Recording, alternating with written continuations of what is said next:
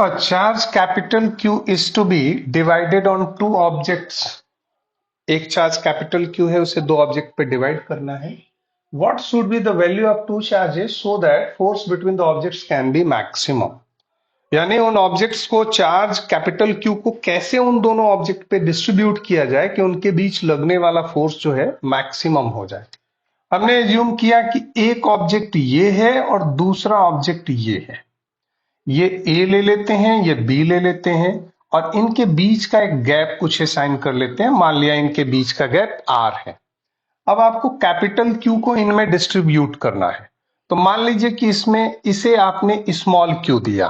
Total charge था capital Q, उसमें से स्मॉल क्यू आपने ए को दे दिया, तो बचा कितना? Capital Q minus small Q. ये आपने इसको दे दिया.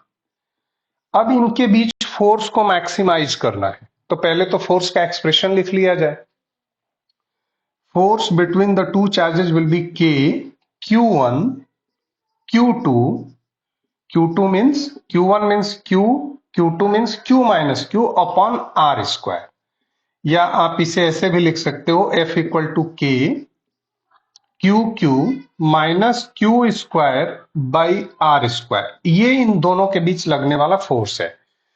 अब इस फोर्स को मैक्सिमाइज करना है, तो इसमें कैलकुलस यूज होगा, एप्लीकेशन ऑफ डेरिवेटिव. उसके लिए आपको क्या करना होता है कि जिस फंक्शन को मैक्सिमाइज करना होता है उसे आप डिफरेंशिएट करते हो. किसके रिस्पेक्ट में? जिससे वो चेंज हो. यहां पे वेरिएबल कौन है? Small Q. आपको स्मॉल क्यू को ऐसे एडजस्ट करना है कि इनके बीच लगने वाला फोर्स क्या हो जाए? मैक्सिमम हो जाए. इसमें क्या करते हैं कि पहले इसको डिफरेंशिएट करते हैं. डिफरेंशिएट किया जाए. df वेरिएबल क्या है?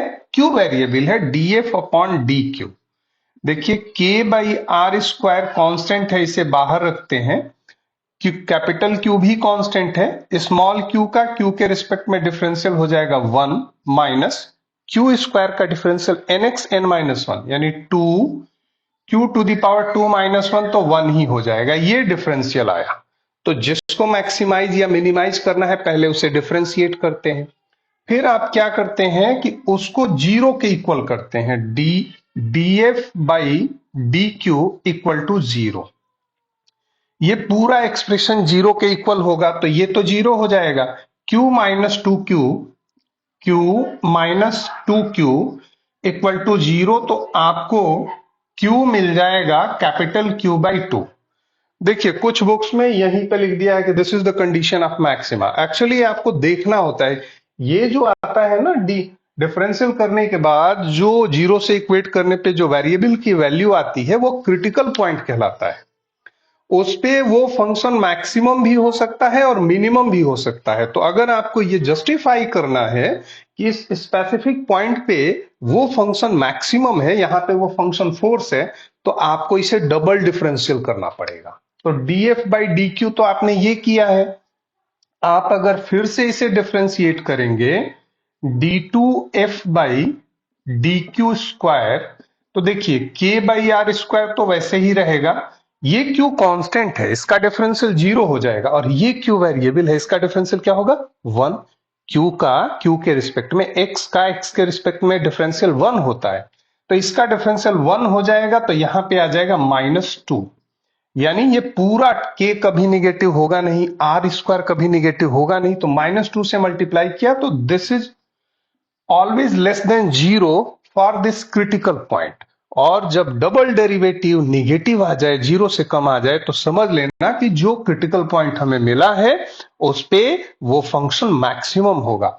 अगर ये जीरो से बड़ा होता, यानी कि ये वैल्यू पॉजिटिव आती, तो इस पॉइंट पे ये क्या होता? मिनिमम होता. But d2f by dq square is negative at critical point q equal to q by 2. That's why f is maximum when q is q by 2. यानी कहने का मतलब कि इनके बीच अगर फोर्स को मैक्सिमाइज करना है तो पहले चार्ज पे भी फोर्स q by 2 होना चाहिए और q माइनस q दूसरे पे भी q बाई 2, यानी हाफ हाफ डिवाइड करना पड़ेगा अगर आपको मैक्सिमम फोर्स लेना है. Thank you.